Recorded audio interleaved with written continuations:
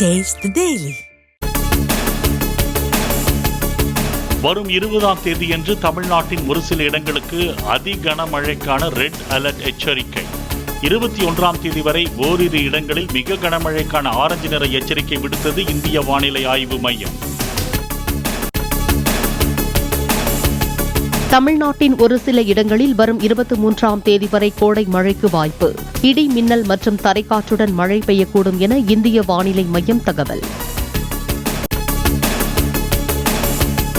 குமரி, நெல்லை, தென்காசி, தூத்துக்குடி மற்றும் தேனி மாவட்டங்களின் ஓரிரு இடங்களில் இன்று மிக கனமழை பெய்ய வாய்ப்பு. மதுரை, திண்டுக்கல், ராமநாதபுரம், விருதுநகர், சிவகங்கை மற்றும் டெல்டா மாவட்டங்களின் ஓரிரு இடங்களில் கனமழை பெய்யக்கூடும் என வானிலை மையம் தகவல். மக்களவைத் தேர்தலில் தமிழ்நாடு, கேரளா, ஆந்திரா உள்ளிட்ட 5 தென் மாநிலங்களில் தனிப்பெரும் கட்சியாக பாஜக உருவெடுக்கும் என அமித்ஷா கருத்து. நாட்டில் அரசியலில் ஸ்திரத்தன்மையை ஏற்படுத்தவும் ஏழைகள் பலனடையவும் 400 இடங்களில் பாஜக வெல்ல விரும்புவதாகவும் பேட்டி. முதல் 4 கட்ட மக்களவைத் தேர்தலில் மொத்தம் 66.95% வாக்குகள் பதிவாகியிருப்பதாக தேர்தல் ஆணையம் தகவல். 45,10,00,000 பேர் தேர்தலில் வாக்களித்துள்ளனர் என்றும் விளக்கம். குலசேகரப்பட்டினத்தில் விண்வெளி தொழிற்சாலை மற்றும் உந்துசக்தி பூங்கா அமைக்க இஸ்ரோவின் இன்ஸ்பேஸ் நிறுவனத்துடன் தமிழ்நாடு தொழில் வளர்ச்சி நிறுவனம் ஒப்பந்தம். 1500 ஏக்கர் பரப்பில் அமையும் விண்வெளி ஆய்வு மையத்திற்கு அருகே விண்வெளி பூங்காவை அமைக்க நடவடிக்கை. சென்னையில் அரசு நிலத்தில் உள்ள ஆக்கிரமிப்பை அகற்ற லஞ்சம் பெற்ற வழக்கில் காவலர் அருண் பணியிடை நீக்கம். தாசில்தார் சரோஜாவின் கணவரும் காவலருமான பிரவீன் தேடப்பட்டு வரும் நிலையில் தெற்கு மண்டல இணை ஆணையர் சிபி சக்கரவர்த்தி நடவடிக்கை.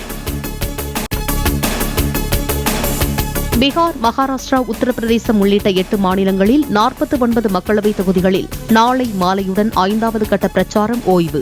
மக்களவைத் தேர்தலுடன் ஒடிஷா சட்டசபைக்கு 2ஆம் கட்டமாக 35 தொகுதிகளுக்கும் மே 20ஆம் தேதி வாக்குப்பதிவு. ஒவ்வொரு கட்ட தேர்தல் முடியும் போதும் இந்தியா கூட்டணி சீட்டுக்கட்டு போல் சரிவதாக பிரதமர் மோடி பேச்சு.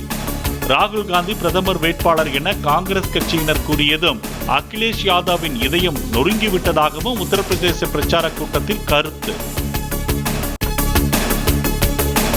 2029ஆம் ஆண்டு தேர்தலிலும் வெற்றி பெற்று நாட்டின் பிரதமராக நரேந்திர மோடிதான் பதவியேற்பார் என பாதுகாப்பு அமைச்சர் ராஜ்நாத் சிங் திட்டவட்டம். மோடிக்கு 75 வயது ஆன பிறகு அமித்ஷா பிரதமராக நியமிக்கப்படுவார் என டெல்லி முதலமைச்சர் கெஜ்ரிவால் மீண்டும் முன்வைக்கும் விமர்சனத்திற்கு பதில்.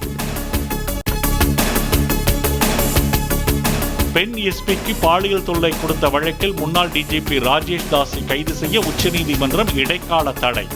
தனக்கு விதிக்கப்பட்ட தண்டனையை நிறுத்தி வைக்க கோரி ராஜேஷ் தாஸ் தாக்கல் செய்த மனுவிற்கு பதிலளிக்க தமிழக அரசுக்கு உத்தரவு.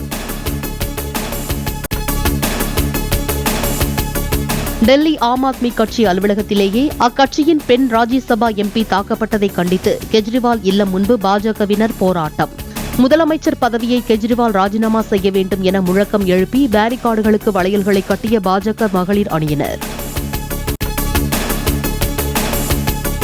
சிந்தட்டிக் போதைப் பொருட்களை கடத்துபவர்கள் தமிழகத்தை போதை மையமாக மாற்றியதற்கு திமுக அரசே காரணியாக உள்ளதாக எடப்பாடி பழனிசாமி குற்றச்சாட்டு. இனியாவது போதைப் பொருள் தடுப்பில் விழிப்புடன் துரிதமாக செயல்பட வேண்டும் என வலியுறுத்தல்.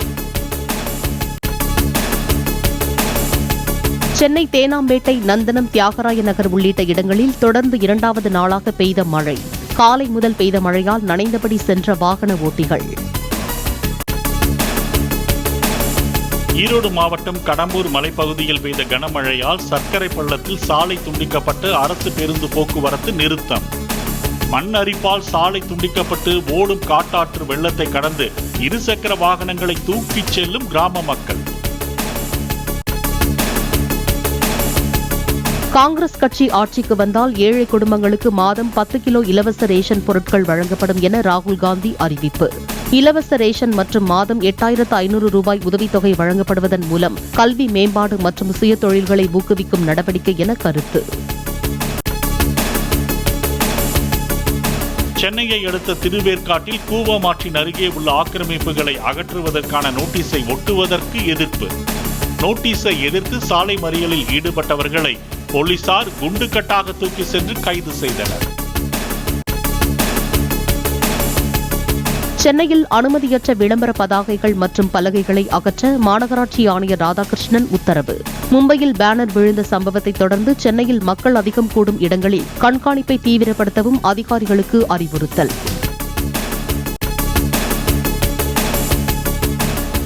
தமிழ்நாட்டில் அமலாக்கத்துறை சோதனை உள்ளிட்ட காரணங்களால் மூடப்பட்ட மணல் குவாரிகளை மீண்டும் திறக்கக்கூடாது என தமிழக அரசுக்கு அன்புமணி ராமதாஸ் வேண்டுகோள். குவாரிகள் மீண்டும் திறக்கப்பட்டால் காவிரி பாசன மாவட்டங்கள் பாலைவனமாகிவிடும் என்றும் அறிக்கை.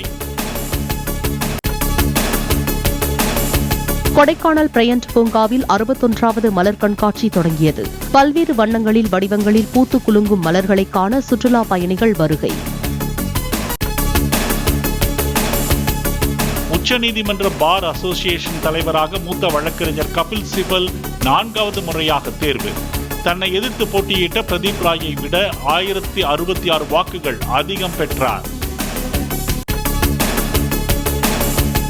கேரளாவின் பல்வேறு மாவட்டங்களுக்கு வரும் 20ஆம் தேதி வரை ஆரஞ்சு எச்சரிக்கை. மலப்புரம், பாலக்காடு, இடுக்கி, கோழிக்கோடு, வயநாடு, பத்தனம்திட்டா மாவட்டங்களில் கனமழைக்கு வாய்ப்பிருப்பதாக இந்திய வானிலை மையம் தகவல்.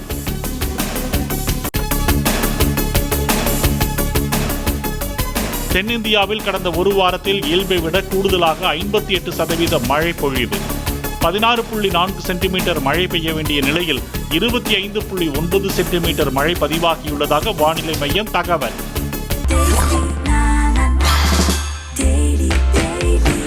Taste the Daily.